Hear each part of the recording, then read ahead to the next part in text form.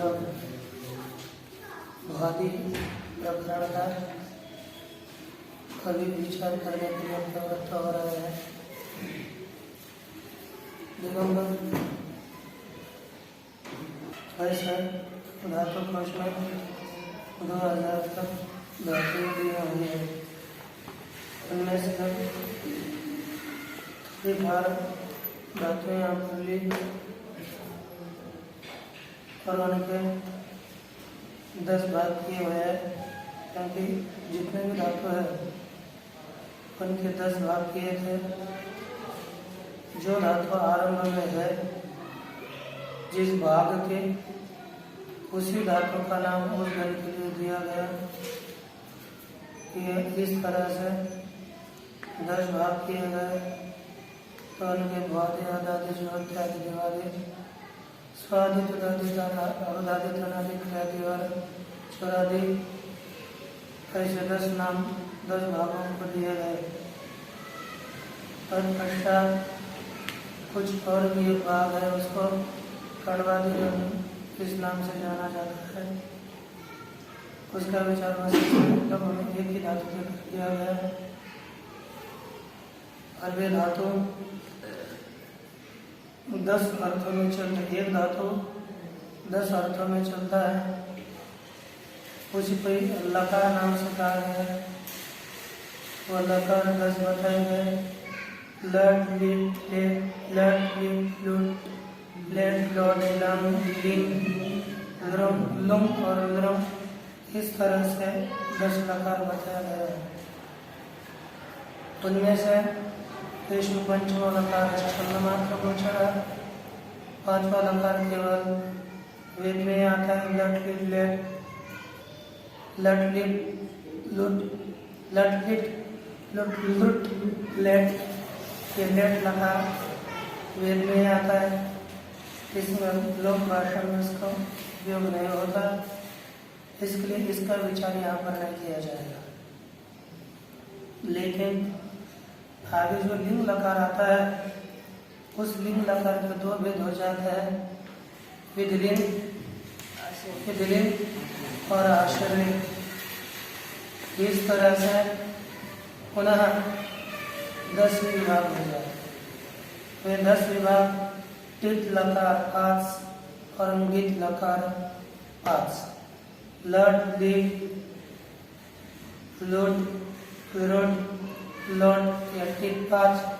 लंगलिंग लंगलिंग lung, इसमें विधिलिंग आश्रयलिंग लुंग और लुम मिलकर के 5 या 10 लकार होते हैं।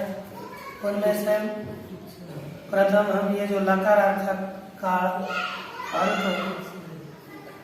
इनका विचार करेंगे। इसमें इनके आगे कौन से प्रयोग किए जाएंगे, इसका विचार यहाँ पर जो लकार होते हैं, किस धातु से किस धातुओं के साथ कौन से लकार होते हैं, किस अर्थ में लकार आते हैं, इसका विचार आगे किया गया और कहा कि लह कर्मणि भावे चाकर्मकेभ्यः।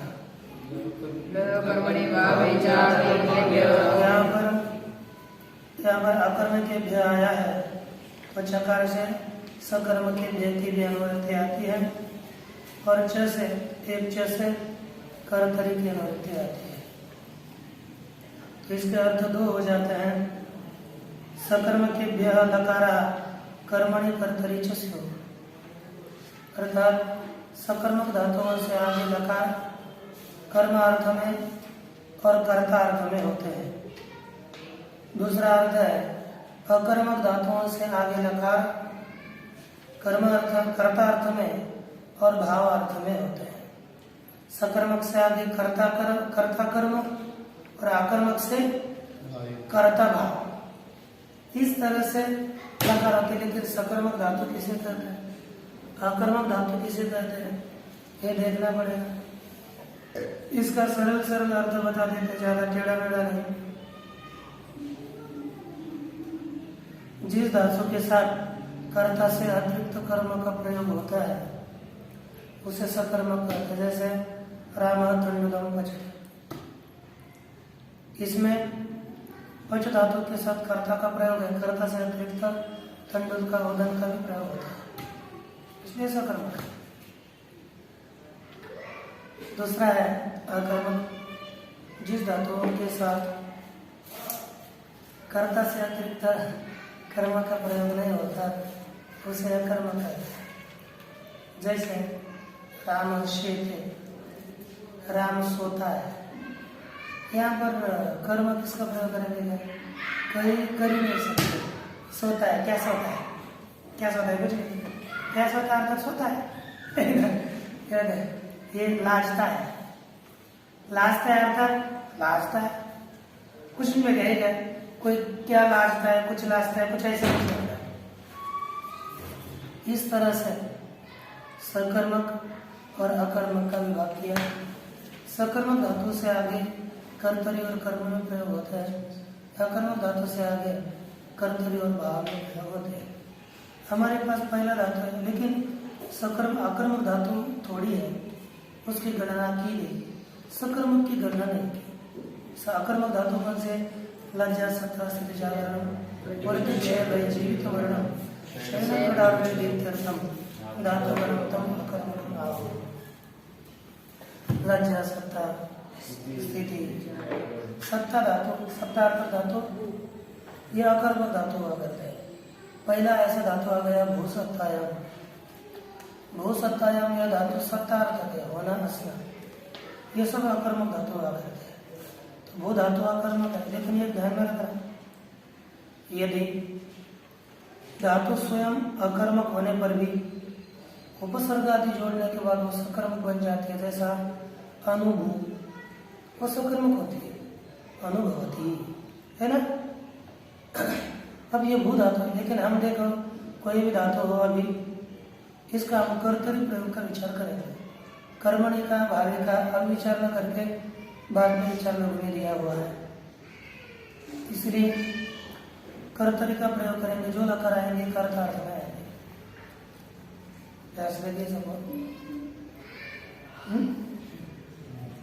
भू है ना, भू यह धातु सत्तार्थक है, इसलिए यहाँ पर एक कर्तार्थ में लट लकार आएगा, यानी सब लकार कर्तार्थ में आएंगे। लेकिन किस काल में आएंगे? काल अर्थ बताया नहीं, तो पहला सूत्र आ गया वर्तमान लट। यह सूत्र है। वर्तमान लट किसका अर्थ है? वर्तमान क्रिया वर्तन धातु लट से वर्तमान अर्थ, वर्तमान कालीन क्रिया के बोधक धातु से लट लकार होता है। यहाँ पर वर्तमान कालीन क्रिया का बोधक हो, बोध उसका करा है, तभी लट लकार आता है। अब यहाँ पर क्या होता है? भूसत्तायाम, भूधना, लट ऐसी स्थिति होती है। लट घटक टकार के हलंत सूत्र के द्वारा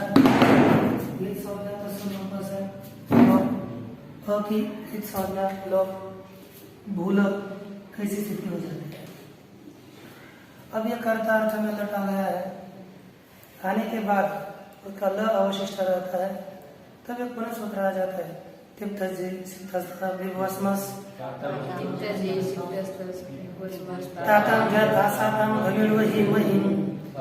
दो विभाग है, इसलिए आधे आधे दिए। तो इस तरह से तिप्त जी, ये सब 18 व्रत है। तिप्त जी,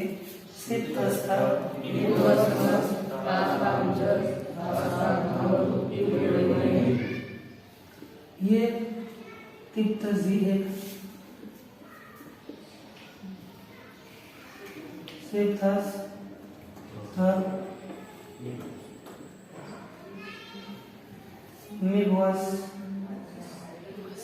ऐसे करते हैं। इसके बाद ये 9 हो गए, दूसरा विभाग करते तो आता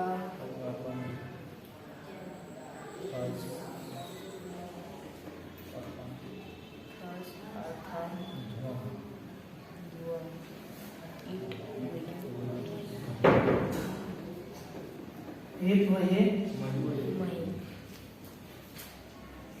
मही ऐसे स्थिति हो गई। यह 18 व्रत है। लक यह आगे का सूत्र है, 18 अष्टादश का आदेशास्यो, यह 18 ल के स्थान पर आदेश हो जाता है। आदेश होने के पश्चात अब यहाँ पर सभी आदेश इकट्ठा प्राप्त हो गए, तो इनका नाम क्या होगा प्रत्ययों का? तो लह परस्मै पदम,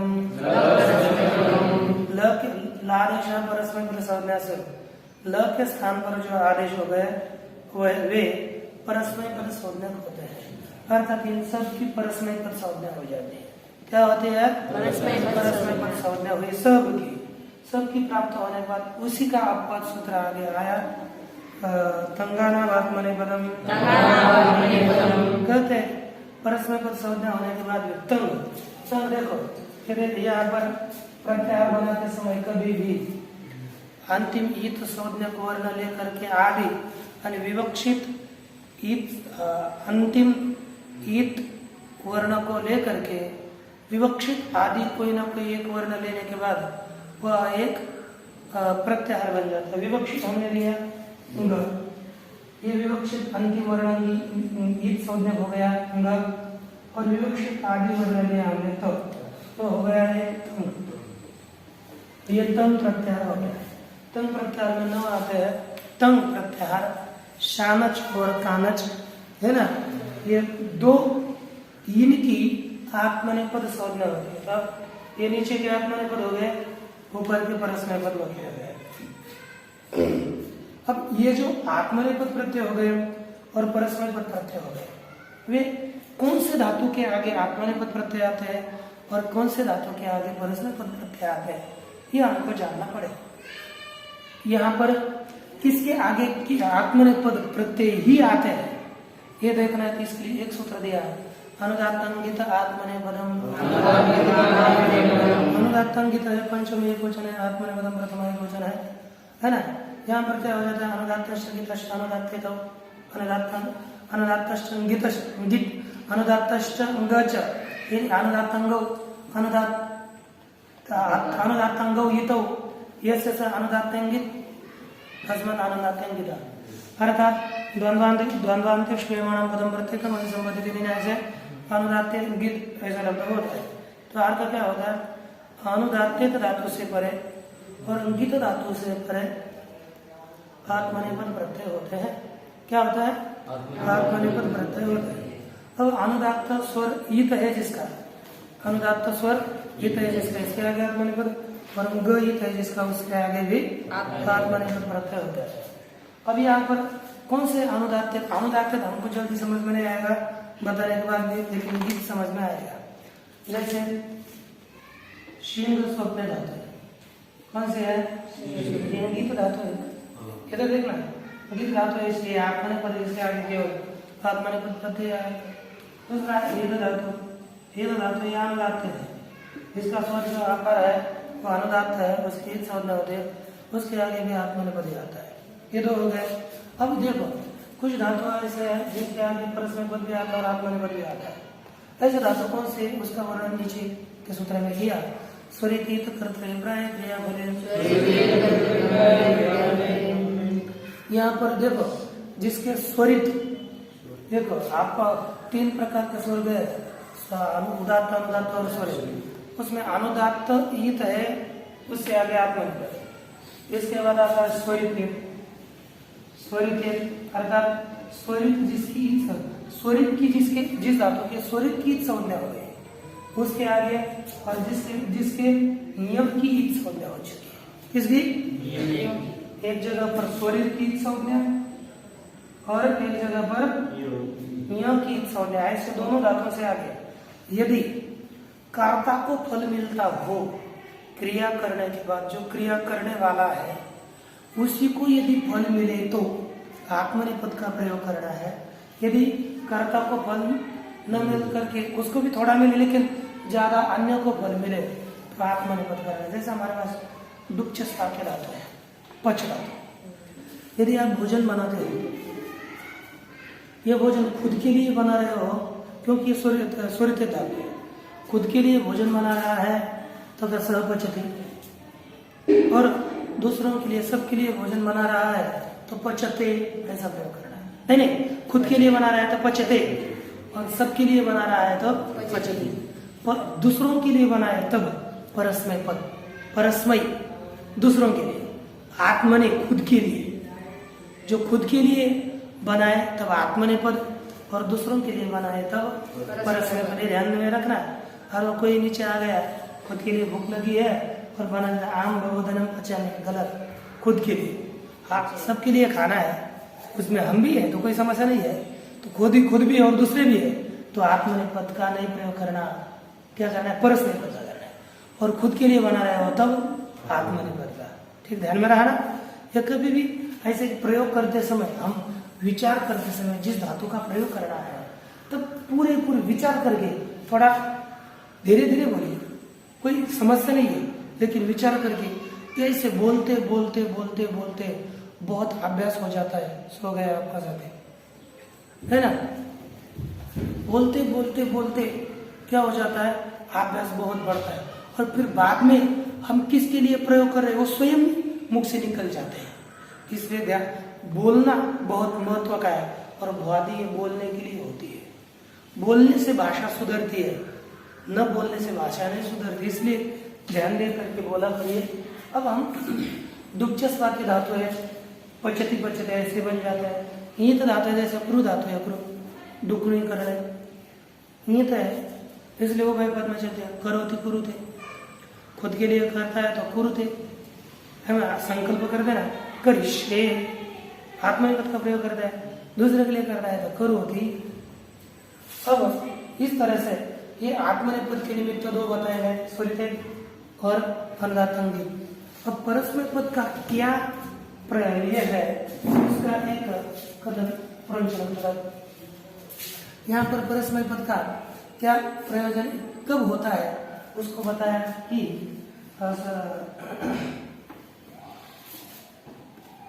क्या बताया सूत्र, शेषात् कर्तरि परस्मैपदम्, यहाँ बताया आत्मनेपद निमित्त हीना धातु और कर्तरि परस्मैपदम्, साथ आत्मनेपद के निमित्त सरल धातु से आगे कर्तरि कर्ता अर्थ में परस्मैपद करते हैं। बस कर्ता में आते हैं, आत्मनेपद के निमित्त से इन धातु से आगे एक कर्ता अर्थ में ही परस्मैपद होते हैं, अन्य अर्थ में नहीं, भाव क्रम में नहीं, बस कर्ता में। यहाँ पर भू धातु है, आत्मनेपद का एक भी निमित्त यहाँ पर नहीं है, इसलिए कर्तरि परस्मैपद प्रत्यय आ जाएगा। लट के स्थान पर तिप्त से इत्यादि, तिप्त से इत्यादि आएंगे। लेकिन ये क्या होगा, तिप्त झी सिप्त सी, अभी सभी इकट्ठा आने लगे तब एक सूत्र आ जाता है उनका विभाग करने के लिए। कहता है कि तिंग स्त्रीण त्रीण प्रथम मध्यमोत्तमः, ये तिंग के तीन भाग पड़े हुए हैं, 1 2 3 तीसरा भाग, ये तीन के तीन भाग है, उनको क्रमशः प्रथम मध्यम उत्तम ऐसे नाम पड़ जाते हैं। तो इसका पड़ा प्रथम मध्यम उत्तम, उसी तरह उसको प्रथम मध्यम उत्तम को पुनः आवर्तन करना पड़ेगा, प्रथम मध्यम उत्तम, प्रथम मध्यम उत्तम, प्रथम मध्यम उत्तम। 6 होते तो क्रम से ले लेते, लेकिन 3 है तो उसका तीन आगे जोड़ना पड़ेगा। इस तरह से यह तिप्त प्रथम पुरुष, मध्यम पुरुष और निर्घोषमस उत्तम पुरुष हो जाता है। अब ये कब किसका प्रयोग करना है यह हमको समझ में आना चाहिए, इसलिए अब करना है तो है, लेकिन इसमें एक वचन द्विवचन संज्ञा नहीं की गई। वो संज्ञा करने के लिए एक सूत्र दिया है, वो सूत्र है तान्येकवचन द्विवचन बहुवचन नेकशः, तानि अर्थात जो लब्ध प्रथमादि संज्ञा है, तिंग त्रीणि प्रत्येकम एक वचन द्विवचन बहुवचन संज्ञा से। यहाँ पर कहा कि तानि यह पूर्व का परामर्शक है, जैसे आपका पूर्व सूत्र गया हुआ है सो इत्यादि, में यही तिंग श्रेणी। तो यहाँ पर कहा कि जिनको प्रथम मध्यम उत्तम ऐसा नाम प्राप्त हो चुके हैं, ऐसे तीन के जो तीन है, एक 3 दूसरा 3 तीसरा है ना, ये 3 में क्रमशः उसमें एक वचन द्विवचन और बहुवचन संज्ञा होते हैं। पहले के एक वचन, दूसरे के द्विवचन और इसकी बहुवचन संज्ञा होती है। यह ऐसे संज्ञा यहाँ पर की गई, एक वचन द्विवचन बहुवचन कहा गया। कहने के बाद अब आगे कहते हैं ठीक है, अद्वैत कर द्विवचन एकवचन एकत्व की विवक्षा में एक वचन आएगा, लेकिन प्रथम पुरुष कब आएगा, मध्यम पुरुष कब आएगा, उत्तम पुरुष कब आएगा, इसको बताने के लिए पहले एक सूत्र दिया, युष्मद्रूपदे समानाधिकरणे स्थानेऽपि मध्यमः। इसको थोड़ा सा युष्मद्युपदे समानाधिकरणे स्थानेऽपि मध्यमः, इसको अच्छी तरह से समझ लीजिए। यहाँ पर यह शब्द, ये जो समानाधिकरण दिया है ना, समानाधिकरण का अर्थ है एकाधिकरण एक वाच्य। तो इसकी वृत्ति दी है, वाच्य अपने पास 3 है, एक कर्तृवाच्य, कर्मवाच्य और भाववाच्य, ऐसे 3 वाच्य है, अर्थात कर्तरी प्रयोग, कर्मणि प्रयोग और भावी प्रयोग। यहाँ पर एक ध्यान में रखना है, एक वृत्ति यहाँ पर दी है, मैं वृत्ति के अनुसार ही आपको अर्थ सरल तरह से बता देता हूँ। यहाँ पर लिखा है कि 3 वाच्य कारक वाच्य, क्या लिखा है? 3 वाच्य कारक वाचनी, यह सप्तमी का एक वचन है और यह है युष्मदि का विशेषण, है ना। उपपदे भी, उपपदे ये भी युष्मद का विशेषण। अब ये प्रयोज्यमाने भी क्रियापद है, विशेषण रूप है। प्रयोज्यमाने अप्रयोज्य माने, इतना ध्यान रखना है, लेकिन हमको मुख्य पद है, इसको ध्यान में रखना है। अब 3 जिसको बोल रहा है, जैसे हमारे पास 2 प्रयोग है, अठामी है ना, ये जो प्रयोग है। तो अब यहाँ पर हम जो 3 ला रहे हैं, समझो कर्तरी प्रयोग में ला रहे हैं, कौन सा ला रहे हैं? कर्तरी। तो 3 वाच्य क्या हो गया? कर्ता। 3 वाच्य क्या हो गया? कर्ता। 3 वाच्य है ना। कारक कौन है यहाँ पर? 3 वाच्य कारक कर्ता कारक है। कारक हमारे पास 3 कारक, बस 3 जो है ना, वो 2 ही कारकों को बोलते हैं, कर्ता को बोलता है, कर्म को बोलता है, दूसरों को बोलता ही नहीं कारक। 3 तो 3 कारक हो गया, 3 वाच्य हो गया कर्ता कारक, है ना। यहाँ पर हम लिखा, और यहाँ पर दूसरा है तुम और है पाठ, ये ऐसी स्थिति। यहाँ पर देखो 3 किसको बोल रहा है? कर्म। पाठ किसको कह रहा है? कर्म को। पाठ किसको बोलता है? क्योंकि कर्म द्वितीय है। और तुम किसको, युष्मद किसको कह रहा है? कर्ता को, क्योंकि कर्ता में युष्मद आ रहा है। तो यहाँ पर का 3 का वाच्य यदि कर्ता हो और उसी को बोलने वाला युष्मद हो, तभी आगे मध्यम पुरुष आता है। पट से हमने दूसरा एक वाक्य लिया, दूसरा क्या लिखा कि अहम त्वं पश्य। यहाँ पर देखिए 3 की पश्यामी करना हमको, तो यहाँ पर देखो ये जो 3 है, 3 किसको बोल रहा है? कर्ता। और 3 बोल रहा है कर्ता, और त्वं किसको कह रहा है? कर्म को। 3 का वाच्य जो कर्ता, उसी का वाचक युष्मद नहीं है क्या? उसी को नहीं कह रहा है ना। हाँ, कर्ता को तो हम कह रहा है, इसलिए 3 वाचक कारक वाचक यो अस्मद हो गया, युष्मद नहीं हुआ। तो यहाँ पर 3 वाच्य कर्ता का वाचक युष्मद नहीं बना, इसलिए इसके आगे मध्यम पुरुष नहीं होगा। जहां पर 3, अब यहाँ पर एक दूसरा प्रयोग देते हैं, कर्मणि प्रयोग देते हैं। जैसे दृश्यते, ये प्रयोग हम बदल लेंगे, लेकिन अहम त्वं दृश्य। यहाँ पर 3 है, ये 3 किसको कह रहा है? कर्म को, कर्मणि प्रयोग है। और यहाँ पर अहम किसको कह रहा है? कर्ता को। और त्वं भी किसको कह रहा है? कर्म। तो यहाँ पर देखिए 3 का वाच्य कर्म है, उसी कर्म को युष्मद बोल रहा है, इसलिए इसके आगे मध्यम पुरुष आएगा दृश्य से। ध्यान देना, ये इतना ध्यान आने के बाद आपको ये सूत्र ध्यान में आएगा। हमको पढ़ाते पढ़ाते एक दो बार ध्यान में नहीं आया, होगा कुछ ऐसे अर्थ बता रहे थे, लेकिन बाद में ये ध्यान में आता है। ध्यान में आया ना? तो यहाँ पर देखो, यहाँ पर यदि तीन भी कर्ता को बोलता है और युष्मत भी कर्ता को बोलता है तभी मध्यम पुरुष आता है। वैसे ही है ना।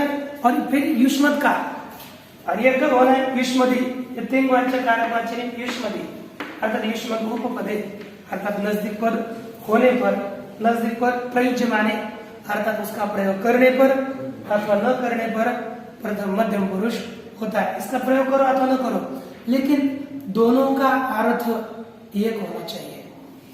तो तीन का अर्थ और युष्मत का अर्थ दोनों का एक होने के बाद ही मध्यम पुरुष आता है। उसके बाद आ जाता है आस्मद्युत्तम, इसी का यही अर्थ है, वृत्ति यही है, बस यहाँ पर युष्मदी को छोड़ करके आस्मदी प्रयोग करना है ना। इतना अर्थ होगा कि तिंग का वाच्य अर्थात तिंग का अर्थ करता हो और आस्मद का भी अर्थ करता हो तभी मध्यम पुरुष आता है। अलग अलग हो तो मध्यम पुरुष नहीं आएगा, इसको ध्यान में रखिए। उसके बाद एक सूत्र आता है आस्मद्युत्ते शेषे प्रथमा। शेषे प्रथमा कहता है जहां पर युष्मत का विषय न हो और अस्मद का भी विषय न हो, वहां पर प्रथम पुरुष आता है ना। युष्मत अस्मद का विषय न हो तो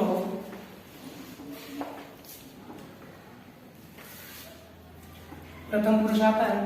यहाँ पर देखो भूधन तीतस, यहाँ पर युष्मत अस्मद का दोनों का विषय नहीं है, इसलिए हमने प्रथम पुरुष तिप लाया।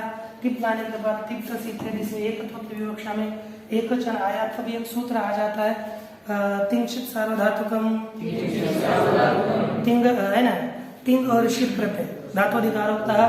तिंग शीतश्च एतत् संज्ञस्य अर्थात धातु के अधिकार में बताया गया तिंग प्रत्यय अर्थात तिप्त ये सब और शीत प्रत्यय जिनके शकार की संज्ञा होती है उनकी सार्वधातुक संज्ञा हो जाती है। तो ये तिप्त है, इनको हम क्या कहेंगे? इनका नाम दिया सार्वधातुक। भूतिप तिप हो गया सार्वधातुक, इसका नाम सब यानी 18 प्रत्यय का नाम है सार्वधातुक। उसके बाद एक सूत्र आता है कर्तरी शब्द, कर्तृ धातुधिकार कर्तृ सार्वधातुक पर धातु शब्द कर्ता अर्थ में सार्वधातुक आगे होने पर, अब सार्वधातुक कौन है? टिप, कर्ता अर्थ में हमने लाया है, अभी कर्ता अर्थ में लाते रहेंगे। तो कर्ता अर्थ में सार्वधातुक आगे होने पर धातु से शब्द प्रत्यय होते हैं, तो शब्द आएगा शब्द की अभी एक प्रकार की संज्ञा लो है ना, अलग से संज्ञा लो, शब्द विपरीत संज्ञा लो, बचेगा भूतिप तिप घटक प्रकार की संज्ञा लो। तो ये तिप प्रत्यय प्रकार की संज्ञा होने के कारण हो गया पित है ना, और शब्द भी हो गया पित, पकड़ की संज्ञा हो गई नहीं, शब्द भी पित है और शकार शब्द घटक शकार की भी संज्ञा हो चुकी है, इसलिए शब्द प्रत्यय पित भी है और शीत भी है, पित भी है शीत भी है। पित होने के कारण उसकी गीत संज्ञा आगे नहीं होगी, गीतवत भाव नहीं होगा, और शीत होने के कारण इसको हम सार्वधातुक कहेंगे। शीत का यही प्रयोजन है, उसको सार्वधातुक नाम देना। तो ये भी सार्वधातुक हो गया, ये भी सार्वधातुक हो गया। तब एक सूत्र आ जाता है सार्वधातुक अर्धातुक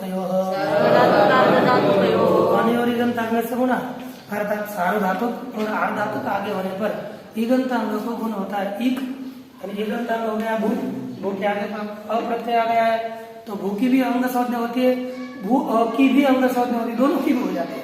तो ईगंत अंग भू को गुण हो जाएगा ई उ रु, इसको गुण होता है, भू को गुण होता है भू। ये जो आया से होकर के रूप हो जाता है भवती है ना, भवधनतस भवतः।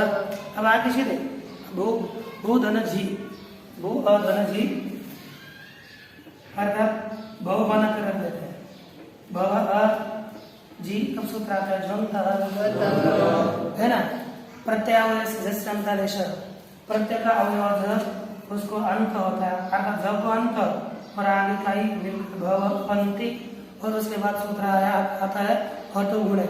हतो गुणे का अपनांत से परे गुण होने के बाद क्या आगे पूर्व पर हो जाता है तो इसका भवंती जोड़ दीजिए भवंती। उसके बाद भवधनश्री भवसी शिव का पर एक समझ लो भवधनतस स का विसर्ग हो जाएगा निश्चित समझ लीजिए खरगोश वाले विसर्जन से भवधना मी है ना भवधना मी ऐसी स्थिति हो गई पीछे अ है आगे मी है तब सूत्र आता है अतो दीर्घो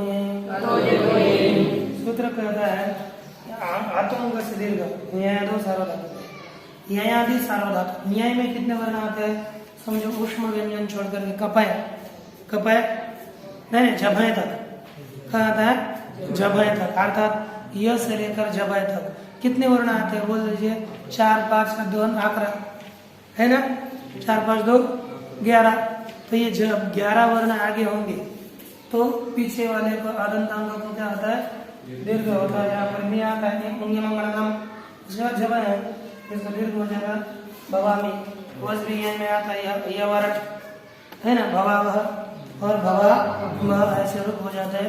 उसके एक रूप यहाँ पर दिया स भवती तव भवता ते भवन्ति तम भवसि तम भवता यम भवता अहम भवामि ये यहाँ पर रूप दिया हुआ है। इसके पश्चात आ जाता है लिट लकार परोक्ष लिट यहाँ पर देखिए परोक्षार्थ वृत्तर धातु लिट यहाँ पर यह कहा कि भूतान्यद्यतन परोक्षार्थ वृत्तर धातु लिट तो हमारे पास 3 भूतकाल है एक आद्यतन भूतकाल अनद्यतन भूतकाल और परोक्ष अनद्यतन भूतकाल। आद्यतन भूतकाल यानी आज घटी हुई क्रिया आज भी भूतकाल में सुबह हमारे यहाँ की आज की क्रिया है वो आद्यतन भूतकाल आज होने वाला आद्यतन भूतकाल आज न होने वाली क्रिया लेकिन भूतकाल है उसको अनद्यतन भूतकाल कहेंगे और आज न होने वाली भी है और हमने कभी देखी नहीं है वो हमारे प्रत्यक्ष नहीं है हमारा हमको उसका अनुभव नहीं हो। परोक्ष अनद्यतन भूतकाल होता है जो आज की न हो और हमारे सामने न हुई हो उसको परोक्ष अनद्यतन कहते हो। बहुत पुरातन प्रभु रामचंद्र की जो काल था वो बोलिए अथवा हमने कल ही की क्रिया है लेकिन हमने देखी नहीं है उसको भी अनद्यतन परोक्ष भूतकाल कह सकते हैं। ऐसे अनद्यतन परोक्ष भूतकाल वाचक धातु क्रियावाचक क्रियाबोधक धातु से आगे हम लिट लकार आ जाता है।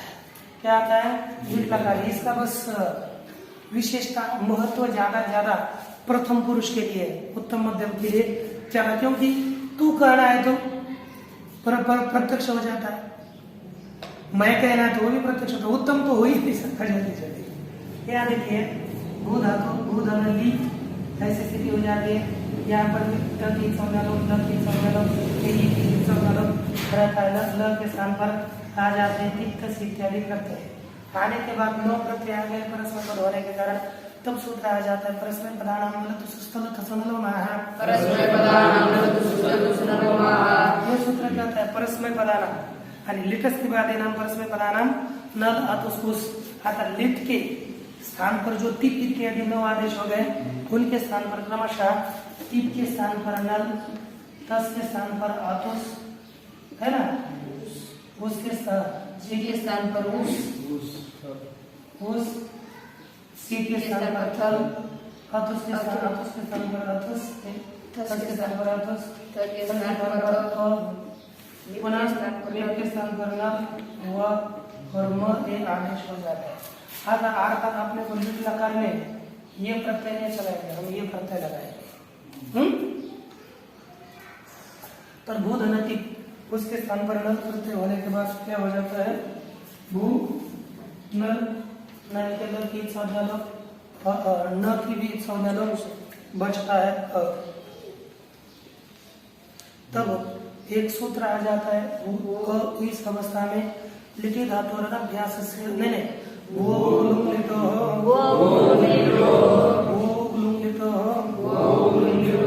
यह सूत्र कहता है लुंग लिटो भू धातु को उक आगम होता है लुंग और लिट का स्वर आगे होने पर। यहाँ पर लिट का स्वर है अ क्या है आगे है लिट का है इसलिए इसको उक आगम होगा। उक आगम कित होने के कारण भू के बाद में होगा है ना क्योंकि सब लोग और यहाँ पर वो की भी उपदेशना से संज्ञा लो बचेगा भूव इस स्थिति में सूत्र आ गया लिखित धातु अभ्यास से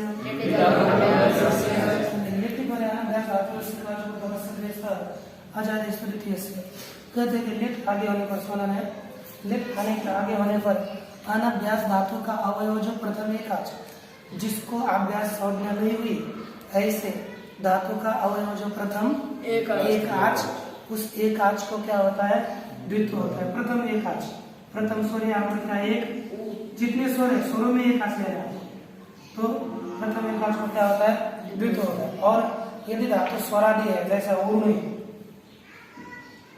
उर्नु धातु है तो ये कहते प्रथम एकाच को द्वित्व नहीं होता दूसरे एकाच को होता है। तो यहाँ पर क्या है ये ऊ है दूसरा ऊ उसको द्वित्व होगा। तो पहले यहाँ पर अनेकाच वाली नहीं है स्वरादि भी नहीं है इसलिए भू है तो क्या ऊ को ही द्वित्व होगा। क्या होगा ऊ क्या होगा ऊ ये भू ये पहले है भू उसको यू को क्या हो जाएगा द्वित्व हो जाएगा भू ऊ भू था और इसको ऊ को हो गया द्वित्व ऊ। लेकिन ये क्या होता है ना देखो ये स्वर होता है वो दो मात्रा वाला दीर्घ स्वर है। स्वर देखे तो ये पूर्ण एक मात्रा वाला होता है और व्यंजन अर्ध मात्रा वाला होता है। आधा थोड़े उसको वो स्वयं बहुत यानी ताकतहीन होता है स्वर बहुत ताकतवान होते हैं। समझो एक वृक्ष है वृक्ष में ऐसी एक बड़ी शाखा है और इधर उधर छोटी छोटी शाखा है फांदी बोलते मराठी में। तो यदि बीच की बड़ी शाखा हिलाएंगे तो बाजू की जो छोटी छोटी शाखा है वो क्या करती है हिलती है कि वैसी रहती है। तो इसी तरह से शाखा वृक्ष प्रचलन न्याय से जब हमने बीच की शाखा हिला दी बड़ी तो उसके बाजू की भी शाखा हिल जाती है। तो बीच की शाखा जैसा उकार को यदि द्वित्व हो गया तो इधर के को और उधर के को दोनों को भी द्वित्व हो जाता है। तो भव को भी द्वित्व हो जाता है। पार्थ हो गया द्वित्व भूव क्या बन गया यहाँ पर भवकुल हो गया वकुल हो गया। स्वर को करना था लेकिन आपने सब दोनों को भी हिला दिया है ना तो दोनों को हो गया भूव भूव ऐसी स्थिति हो गई। तब सूत्र आ जाता है पूर्वाभ्यास अत्र द्विविध तो पूर्वाभ्यास यहाँ पर जो दो बताए गए भूव भूव उसमें पहले की अभ्यास होते हैं इसको हम कहेंगे अभ्यास। पूर्व को क्या कहते हैं अभ्यास। तब सूत्र आ जाता है हलादेश अभ्यास से आगे अभ्यास का पहला हल बाकी रहता है और बाकी के हलों का लोप हो जाता है। पहला हल हो गया ब और बाकी का वो का लोप हो गया भू भुआ बन गया। उसके बाद सूत्र आ जाता है रस्व अभ्यास से रस्व से अभ्यास के स्वर को अच को रस्व दीर्घ है ना उसको रस्व हो गया भू उसके बाद सूत्र आ जाता है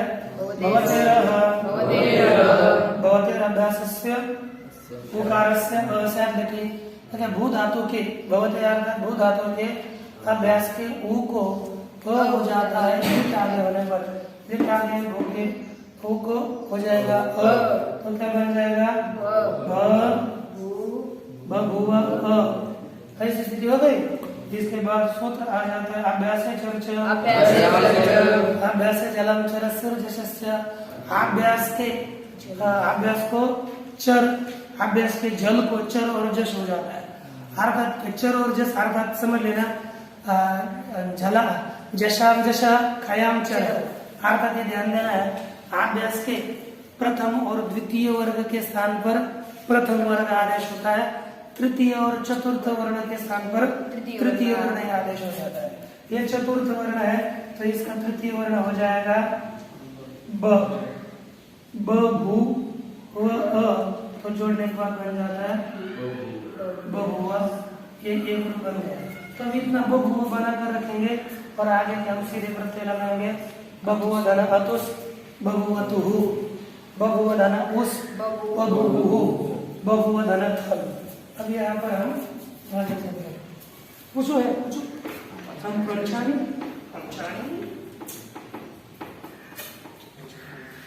अब यहाँ गया बहुधना इनके ऊपर हमको ज्यादा लक्ष्य देना पड़ता है।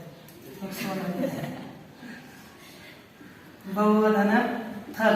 थल लकार की क्या हो जाती है? हलन सूत्र से और तस लोप से लोप हो जाता है। तो देखते रहना बहुवचन थल हो गया। अब यहाँ पर थल के 8 धातु संज्ञा हो जाती है। यह सूत्र आ जाता है लेट लिंगादेश दृढ़ादेश स्त्रीलिंग 8 धातु संज्ञा से अर्थात लिट के स्थान पर जो तिंग हो गए इत्यादि अर्थात ये सब उन सब को आर्ध धातु कहते हैं। पहले तो सार्ध धातु कहा था, लेकिन लिट में आ जाएंगे वे सब आर्ध धातु बन जाएंगे। ठीक, तो थल भी तो आर्ध धातु का है और थल आर्ध धातु का है। उसके आगे में थ है। थ वल में आता है क्या? है ना? थल मुझे ऐसे हिला रहा है इसलिए बोल रहा है। थल थ वल में आता है क्योंकि इन्होंने हिला चल अच्छी बात है। आर्ध धातु कैसे बोला दे? देखो वल आदि अर्थात व से लेकर के ल तक बस यह छूट जाता है बीच में, यह वल में नहीं आता। यह को छोड़ करके सब वल में आते हैं। ह भी आता है नीचे, है ना? तो देखो इसमें क्या कहा जाता है? वलादि आर्ध धातु आगे होने पर उसको ईट आगम हो जाता है। वलादि आर्ध धातु को ईट आगम होता है। वलादि में थ आता है तो इसको ईट आगम हो जाता है। तो बोलते हैं कि बभूवी थ। क्या हो गया? बभूवी थ। अथुष जोड़ो बभू वथो अ जोड़ो बभुआ। नल का बचेगा अ जैसे बभुआ बभुधन वो। ये वलादि में आता है ईट आगम होगा। बभूवी बभूवीव इस तरह से लिट लकार के रूप हो जाता है। इसके बाद आता है अपना भविष्य काल। पता है भविष्य काल उसको कहते हैं लुट लकार। कौन सा है? अर्थात सूत्र आ गया अनद्यतनीय लुट। अब लुट लकार आ गया अनद्यतनीय लुट। यह अर्थ है अनद्यतन भविष्यार्थ वृत्ति धातु लुट से। अर्थात हमारे पास भविष्य काल 2 प्रकार का है। आज का भविष्य काल और आज का नहीं है ऐसा कल का उदया पर्वा वो भविष्य काल। आज का भविष्य काल के लिए लकार भिन्न है और आगे आने वाले कल वर्षों के भविष्य काल के लिए लकार भिन्न है। ये हम आज का विचार नहीं करेंगे, पहले कल का विचार कर लेते हैं। है ना? पहले कल का विचार करो फिर आज का करो, है ना? आज का तो चला ही जाएगा, कल का कैसा होगा उसका देखना पड़ेगा। देखिए वो धन लुट इस अवस्था में पहला आ गया लुट लकार हो गया। तब सूत्र आ जाता है शतासी लुटो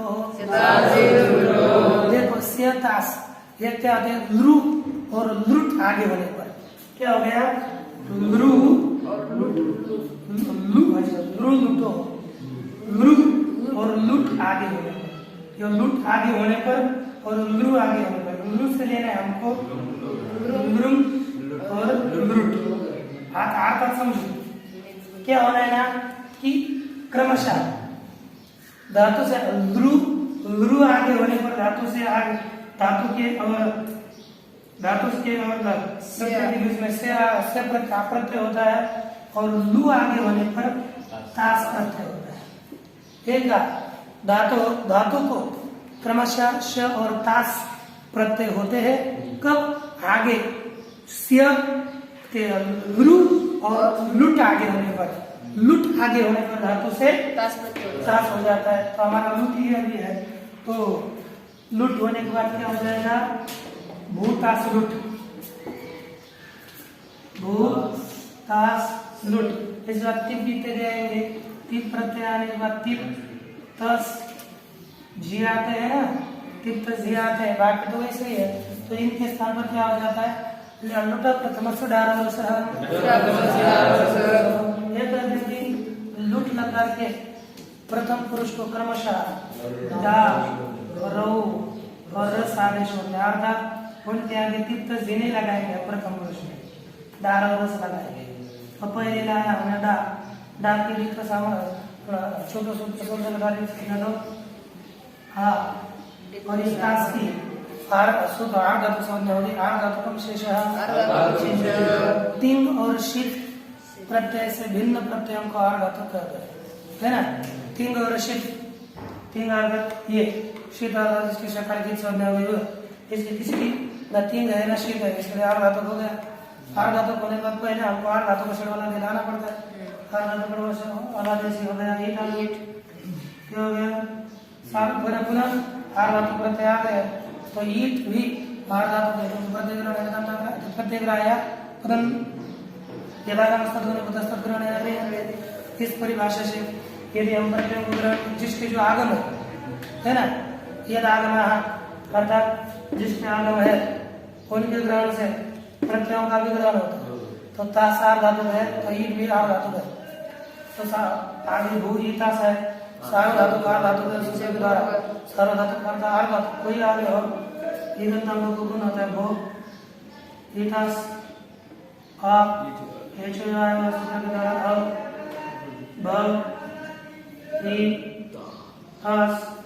इसके बाद यहाँ पर देखिए ये डिट है और डिट का समार्थ नहीं होता, लेकिन डिट डा को डिट करने के कारण इसके टी का लोप हो जाएगा, बन जाएगा ये आ प्रत्यय हो गया। आ प्रत्यय भी सारा धातु है, सारा धातु होने के कारण पुनः एक पुगंत लघु पद से आगे सूत्र आ जाता है। चालू में बता देता हूँ, पुगंत लघु पद से सूत्र के द्वारा यहाँ पर ईकार को गुण प्राप्त हो जाता है, ई को गुण प्राप्त हो जाता है, लेकिन वो कारण तो है नहीं। इसके लिए उसके निश्चित के लिए क्या आता है?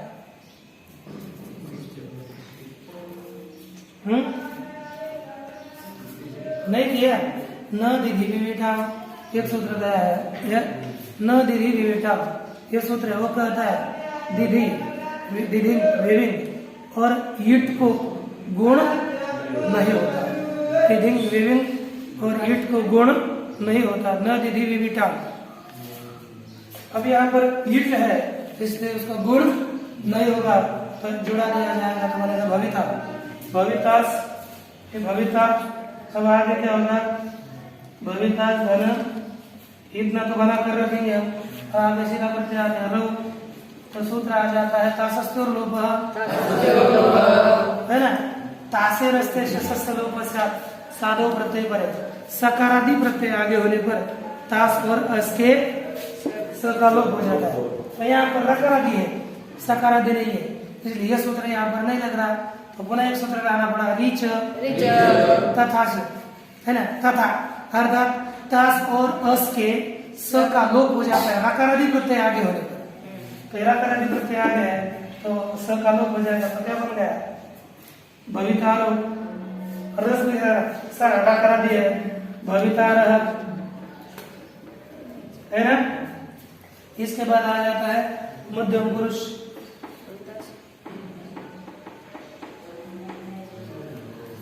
अब यहाँ पर देखिए भवितास धन सी पहला सूत्र आ जाएगा, अभी गया हुआ सकारादि प्रत्यय आगे होने वाला तास और अस के अस धातु के स का लोप होता है तो बन गया भवितासी है ना। आगे इसका क्या है? थल है, थई है ना, थ भवितास बस थ जोड़न के भवितास थ पुनः थ जोड़ो भवितास थ मी जोड़ो भवितास मी भवितास वह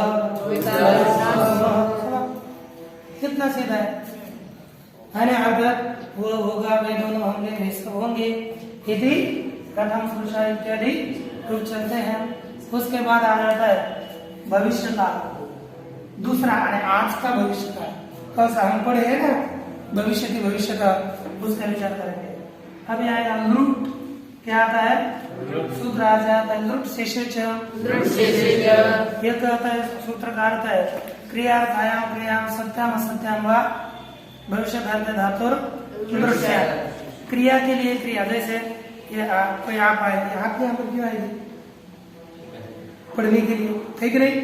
क्रिया के लिए क्रिया, एक क्रिया पहली क्रिया है, एक क्रिया है पठन क्रिया, दूसरी क्रिया है आना क्रिया। तो उस समय जब निकल रहे थे, आ रहे थे पाठ के लिए, तो वर्तमान कालीन क्रिया की गच्छति, क्यों? पढ़ेगा इसलिए जा रहा है, पठिष्यति इति गच्छति।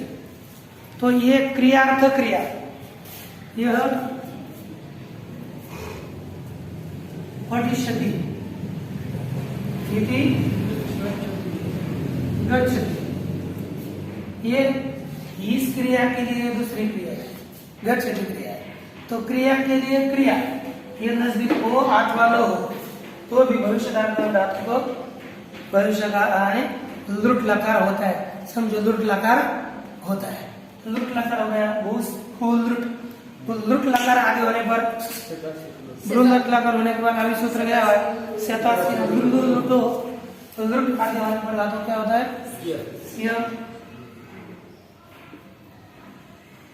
विवरण है ना का बन जाता है भूसे की है ना। स्वे की क्या समझ में हार धातुकम शेष हार धातु होने वाला इसके बाद हार धातुकम शेष लगा तो हार धातु का क्षण वाला दे उसको थोड़ा शोधना चाहिए लगता है।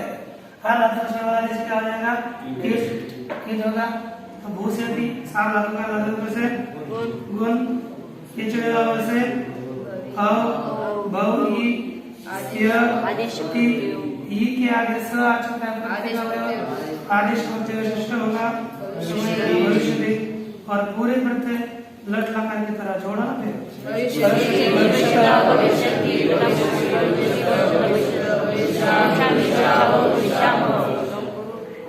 इसके बाद लकार आ जाता है लुट लकार। क्या लकार आता है लोट लकार। लोट लकार में सूत्र आ जाता है लोट विद्या निर्देश धातु लोट से विधि इत्यादि अर्थों में धातु से लोट लकार होता है। क्या होता है लोट लकार होता है। लोट लकार कराएगा अर्थात विधि निमंत्रण आमंत्रण अधिष्ठ संप्रश्न और प्रार्थना इस अर्थ में धातु से लोट लकार आता है। विधि जो निवृत्त है तो आ गया भू धन लोट लट का है ल उसके बाद आएगा उसके स्थान पर टिप उसके बाद कर्तरी से होगा शब्द है ना। सार धातु का धातु से गुण से आओ तो बन जाएगा भगवती है ना। यानी लट लकार के पूरे रूप एक बार बनाओ फिर हम आगे बता देते हैं है ना। कब सूत्र आता है एरोहु लोट इकार से उहु है ना।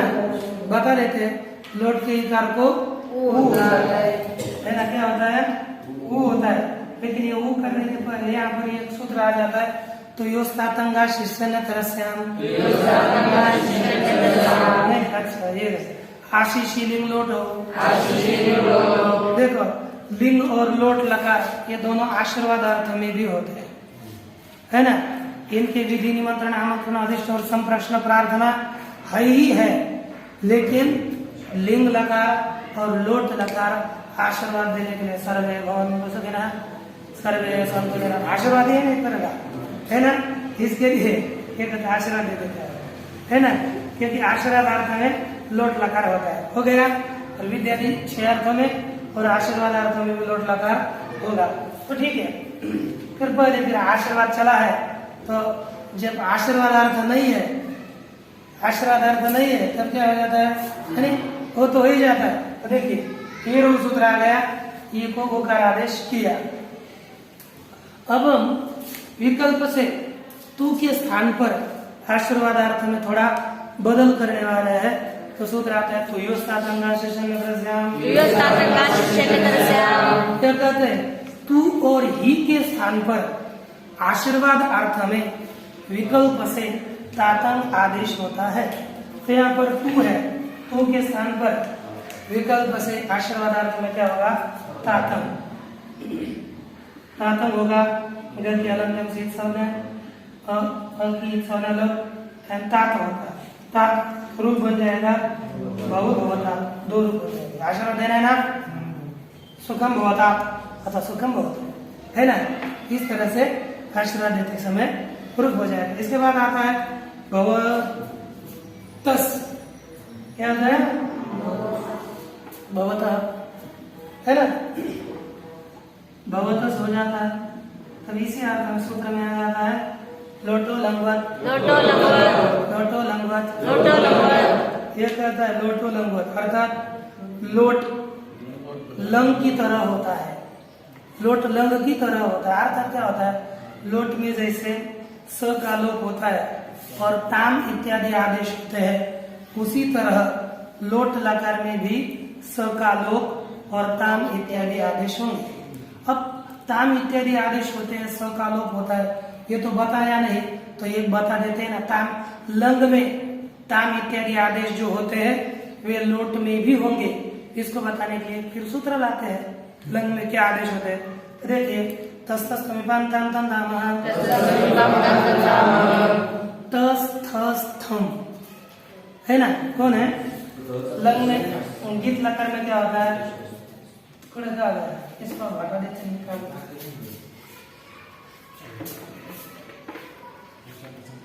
देखिए तस थस थ वर्णी, ये जो 4 प्रत्यय है इसमें लिंग लकार में क्या होता है, तस के स्थान पर ताम, थस के स्थान पर तम, थ के स्थान पर त और मित के स्थान पर हम आदेश होते हैं। बाकी वही बदले के कौन से 1 2 3 4 ये बदलेंगे, ठीक ना। अब तस के स्थान पर होगा ताम, लंग में होगा लोट में होगा भवता, आगे होता है भवंती, केरु से होगा वो भवंतो है ना, भवधना सी। तब सूत्र आता है स्थिर्य पिच्चा लोटस स्थिर्य पिच्चा, लोट लकार के सी के स्थान पर ही आदेश होता है और वह कपित होता है, तो हो गया ही भव ही। और आगे सूत्र गया था तो ये 7 अंगा शेषण अग्रसन, तू और ही के स्थान पर कोई बस तातम होता है भवता ये बोलते हैं, ही बचा हुआ तो सूत्र आता है अतो हे से परे ही का लोप हो जाता है तो बन जाता है भव भवता है ना, बन गया। अरे भवतस भवता थस के स्थान पर हो जाता है तम भवता भवतम, और थ के स्थान पर होता है तो भवता भवधनम मी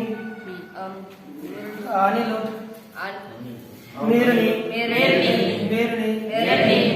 लोट को मेरा लोट को मी के स्थान पर नहीं होता हो गया है ना। तब सूत्र आता है लोडुत्तमस्य पिच्च आडुत्तमस्य पिच्च, अच्छा लोडुत्तमस्य पिच्च, लोट लकार के उत्तम पुरुष को 8 आगम होता है और वह पित होता है, अर्थात वो और मस और मस, इनको सब के आगे 8 होगा, 8 आ होगा, यहाँ पर भी होगा आ, तो जोड़ दो ना भवानी, क्या हो गया भवानी, भवावस क्या हो गया भवा वस हो जाएगा, भवा मस हो जाएगा, ठीक ना। सब सूत्र आता है नित्यंगितः, यहाँ पर लिखा नित्यंगितः, सूत्र कहता है सकारांतस्य गीतोत्तमस्य नित्यम लोपः, सकारांत गीत लकार के उत्तम पुरुष का नित्य लोप होता है, सकारांत होना चाहिए है कि नहीं, ये सकारांत है भी सकारांत है, और गीत के उत्तम का लोप होता है, लोट तो गीत नहीं तो टिट है, इसके उत्तम का लोप नहीं हो सकता, लेकिन लोटो लंगोट सूत्र कहता है जो लंग में काम होते है लोट में काम होता है, तो इसके सब का लोप हो जाएगा नित्य, तो बन जाएगा भवा भवानी भवा भवा। ये रूप पूरा लोट लकार तो हो गया, लेकिन हमको थोड़ा सा और विचार करना है। यदि हमने भू धातु के पीछे उपसर्ग लगा दिया प्र, क्या हो गया प्रभवानी, यहाँ पर न के स्थान पर न आदेश प्राप्त नहीं करना है, इसलिए सूत्र आता है आनी लोट अच्छा ये उपसर्ग है ना, पहले जब उपसर्ग उनकी संज्ञा की थी कहाँ प्रयोग करना है, तो ते प्राग धातु ते उपसर्ग संज्ञा धातु प्रयोग हो गया, जिनकी उपसर्ग संज्ञा हुई है उनको धातु के पहले ही जोड़ना चाहिए, तो प्र को पहले प्रयोग किया, तो आगे अब प्र में र है निमित्त है हट को लेकिन वो आखंड पद में कहता है, ये तो 2 पद हो गए, प्र अलग पद भवानी अलग पद, यहाँ पर उससे हो नहीं सकता, तो सूत्र आ गया आनी लोट। सूत्र कहता है उपसर्ग स्थान में तत्पर से लोडादेश से अनित्य से रसन से उपसर्गस्थ निमित्त से परे, है ना, उपसर्ग निमित्त से परे, है ना, लोट पर लोडादेश, लोट के स्थान पर जो आदेश होगा आनी, उस आनी के न को होना हो जाता है, तो हो जाएगा भवानी। क्या होगा? भवानी। क्या होगा? प्रभवानी। अब यहाँ पर कुछ उपसर्ग, ये देखो सब जगह पर फिर तो न आदेश प्राप्त हुआ, लेकिन किसी का निषेध भी करना पड़ता है, तो सूत्र आता है दूरशब्द प्रतिषेध, दूर उपसर्ग से आगे शत्व अर्थात श और न आदेश करना हो तो दूर के उपसर्गत्व का निषेध करना चाहिए, अर्थात दूर को उपसर्ग मानना चाहिए। इसलिए देखो यहाँ पर दूर भवानी है, यहाँ पर आनी लोट से न आदेश प्राप्त हुआ, लेकिन क्या कहते हैं यदि आपको आगे न करना हो तो इसको उपसर्ग नहीं मानना, उपसर्ग नहीं मानेंगे तो आगे नहीं लगेगा, हो जाएगा भवानी, दूर भवानी होगा। इसी तरह दुस्थिति, यहाँ पर देखो यदि दूर को मान करके यहाँ पर आदेश प्रत्यय सूत्र के द्वारा यहाँ पर श आदेश प्राप्त था, लेकिन कहता है यदि श आदेश हो जाएगा तो इसको नहीं, ये दूसरा उपसर्ग होगा, सूत्र उपसर्ग के कारण एक आ जाता है आंतर शब्द, आंतर शब्द की उपसर्ग संज्ञा नहीं है, उसकी उपसर्ग संज्ञा करने के लिए सूत्र आया अंत शब्द की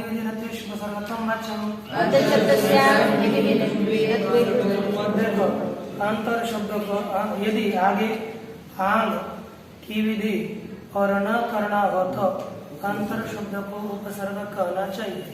जैसे इसका एक उदाहरण दिया, हमको न करना है तो अंतर भवानी, क्या हो गया? अंतर भवानी, आगे हमको न करना है, इसलिए अंतर को उपसर्ग न होने पर भी उपसर्ग का और आनी लोट से न होगा करके अंतर भवानी ये सिद्ध हो जाती है ना। उसके बाद सूत्र देख लीजिए, अपना लकार आ जाता है, अब कौन सा? लंग लकार, तो बोल दीजिए, बोलिए क्या है? हाँ, अनद्यतन अर्थात अनद्यतन अनद्यतन भूतकालीन अर्थ के वाचक धातु से आगे लंग लकार हो जाता है, तो यह आ गया भू लंग, उसके स्थान पर आता है टी, कर्तरी शब्द भवती, क्या हो गया? तब सूत्र आता है लुंग लंग रुंग छोड़ जाता है, देखिए लुंग लंग रुंग, ये आगे होने पर धातु के है ना अंग को अट आगम होता है, अट धातु के आरंभ में स्थित होने के कारण आरंभ हो जाएगा अभवती, ऐसा होने पर सूत्र आता है इतश्च गीतोलस्य परस्मैपदैकारान्तं यत्तदन्तस्य लोपः, है ना, गीत लकार के परस्मय पर एकारांत, जो एकारांत उसके है ना अंत वर्ण का लोप हो जाता है, सही कारण क्या होगा? एकारांत के एकार लोप हो जाएगा तो बन जाएगा अभवत, और आगे ताम प्रत्यय तो करेंगे तो अभवता, है ना। उसके बाद जी का आ जाता है अंत, अंति, अंत होता है अंत होने से पर भवन की हो जाता है, तो इसके बाद जो गीतश्च सूत्र के द्वारा ई का लोप हो जाएगा और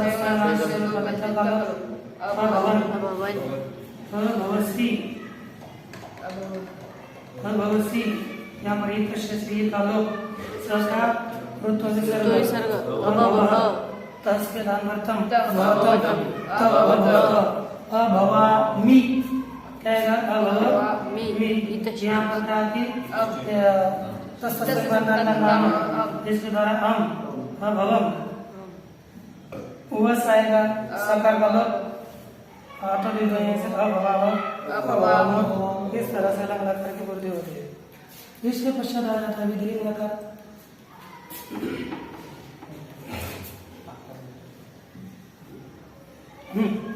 विधिलिंग लकार में पहले सूत्र आ गया विधि निमंत्रणा मंत्रणाधीष्ट संप्रश्न प्रार्थनेषु विधि निमंत्रणा मंत्रणाधीष्ट संप्रश्न प्रार्थनेषु विधि निमंत्रणा मंत्रण संप्रश्न प्रार्थना इत्यादि अर्थ में धातु से लिंग लकार हो जाता है। जैसा लोट हो गया वैसा लिंग होता है।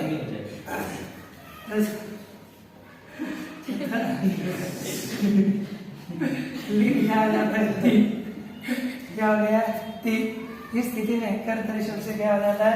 तब हो जाता है तो हमारा हो जाएगा भव भवती। ऐसी स्थिति हो गई। तब एक सूत्र आता है यासठ परस्मै पदेशनात्मक दीक्षा। देखिए ये कहते हैं कि लिंग परस्मै पदानाम यासुरागमो दीक्षा। लिंग के परस्मै पद को यासुरागम होता है और वो गीत भी होता है। तो यहाँ पर यासुरागम हो जाएगा बीच में, है ना? टकीत संज्ञा अलंतम से ओकीत संज्ञा उपदेशनासिक से बच जाएगा। या भवयास्ति ईतश सूत्र आता है ना, तो यहाँ से आगे लंग से आगे जितने भी लगा आएंगे ईतश के द्वारा एक का लोप भी हो जाएगा भवयास्त। ठीक, सब सूत्र आ जाता है। लिंग स्वरूप अनंतस्य सार्वधातुक लिंग अनंतस्य सत्स्वरूप। सार्वधातुक लिंग दो लिंग है, एक आर्ध धातुक आश्रय लिंग आर्ध धातुक आएगा और विधि लिंग सार्वधातुक है। तो सार्वधातुक लिंग के जो अंतिम में नहीं है ऐसे स का लोप होता है। तो यहाँ पर अंतिम तकार है, अंतिम में नहीं है ऐसा यास से उसके स का लोप प्राप्त होगा। प्राप्त होने के बाद पुनः आगे का सूत्र आता है अतो यह कथ परस्य सार्वधातुक अवयवस्य यास से नहीं अ से परे सार्वधातुक का अवयव जो यास उस यास को ये आदेश होता है। यास को क्या हो गया?